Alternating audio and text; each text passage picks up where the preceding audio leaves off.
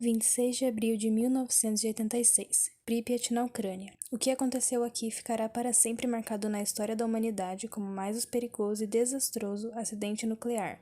Essa é a história dele.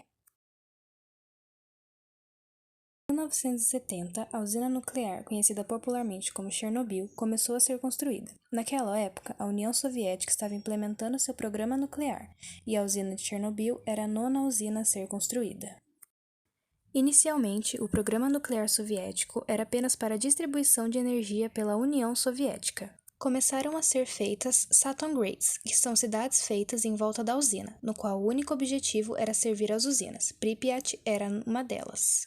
A cidade de Pripyat fica a 100 km da capital Kiev. Esse local foi escolhido por ter grande disponibilidade de água, por ser às margens do rio Pripyat e também por possibilitar fácil acesso à matéria-prima.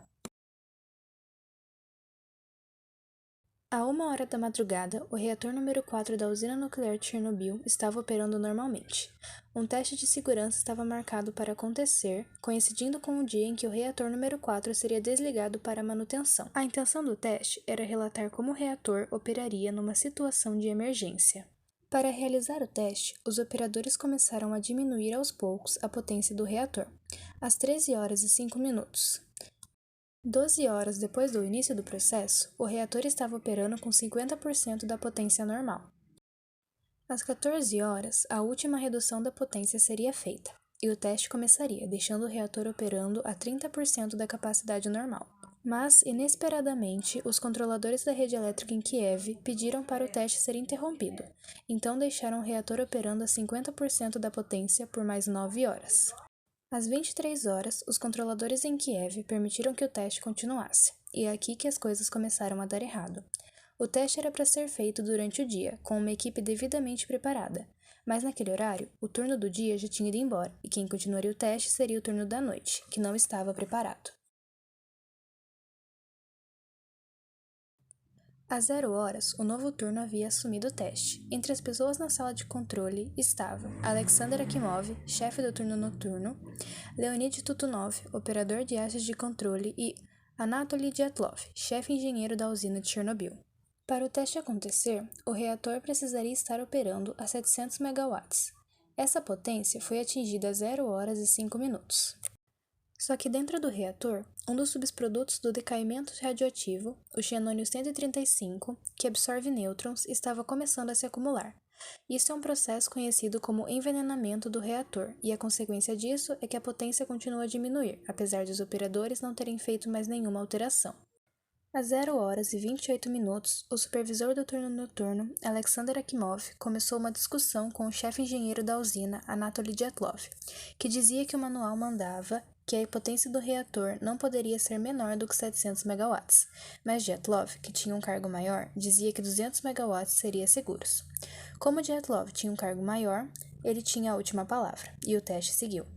A potência do reator continuou a cair por causa do envenenamento de xenônio, quase chegando na potência para desativar o reator. Quando ela chegou em 5% do mínimo necessário para realizar o teste, os operadores da sala de controle decidiram tirar a maioria das hastes de controle, para fazer a potência aumentar. O reator estava cada vez mais instável. Apesar de eles terem conseguido novamente atingir a potência de 200 MW, o envenenamento por xenônio estava cada vez maior. À 1h21 da manhã, um dos trabalhadores que estava próximo ao reator notou que a tampa das hastes de controle estavam pulando sem parar em cima do reator. Com quase todas as 211 hastes de controles removidas, o núcleo do reator, o teste começou à 1 da manhã, 23 minutos e 4 segundos. Com o reator esquentando rapidamente, a potência aumentando sem controle, Akimov apertou o botão de emergência para desligar o reator 1h, 23 minutos e 40 segundos. A tampa de 1.000 toneladas que ficava sobre o reator é arremessada para cima por causa da explosão. O núcleo agora estava exposto. As condições no reator eram tão extremas que o ar que entrava no reator reagia com a água e o metal dos tubos e gerava hidrogênio. A segunda explosão joga detritos no ar e quebra completamente o teto do reator número 4. A liberação de radiação agora já estava fora de controle. 2 minutos depois da explosão, os bombeiros são chamados. Os bombeiros foram chamados sem saber exatamente qual era o tipo de acidente que havia acontecido na usina. Sem nenhum tipo de proteção especial, muitos chutavam blocos de grafite extremamente radioativos que estavam espalhados pelo chão ao redor da usina. Pela manhã, os principais focos de incêndio já tinham sido contidos, exceto pelo reator número 4, que pegaria fogo por mais alguns dias. Cerca de 186 bombeiros foram levados ao hospital com sintomas de síndrome aguda de radiação. Uma coluna de fumaça continuava a emanar do reator, e essa fumaça levava partículas extremamente radioativas para a atmosfera e estava contaminando Pripyat e as cidades ao redor. O nível de radiação ao redor da usina era de 30.000 röntgens por hora. Apesar disso, o chefe da usina reportou a Moscou que o acidente foi pequeno e estava sob controle, mas não estava.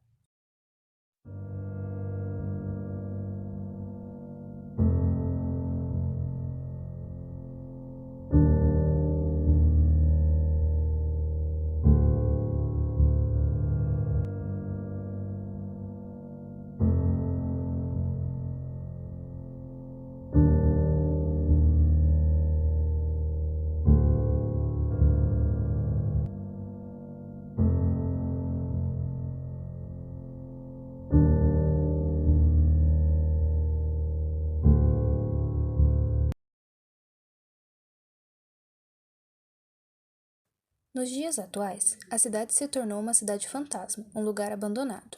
A usina está desativada desde 1986. Um sarcófago de concreto foi construído sobre o reator número 4, mas ainda assim o local permanece parcialmente contaminado até hoje. Trazendo o tema Chernobyl para os dias atuais, temos a ocupação da Rússia na cidade de Pripyat, que aconteceu por conta da guerra entre Rússia e Ucrânia. A tomada da região, no norte da Ucrânia, ocorreu no dia 24 de fevereiro, no primeiro dia da invasão russa ao território ucraniano. Mas por que a Rússia decidiu assumir o controle da usina nuclear, agora desativada, na cidade de Chernobyl, uma área abandonada desde 1986, e ainda assim parcialmente contaminada pela radiação, tão cedo na guerra? Uma fonte disse que a Rússia está tentando controlar a usina de Chernobyl para sinalizar à Organização do Tratado do Atlântico Norte, OTAN, que não interfira militarmente no conflito. Kalashnikov disse que a captura da usina de Chernobyl era uma garantia de que grupos nacionalistas e outras organizações terroristas não poderiam usar a situação atual do país para realizar uma provocação nuclear.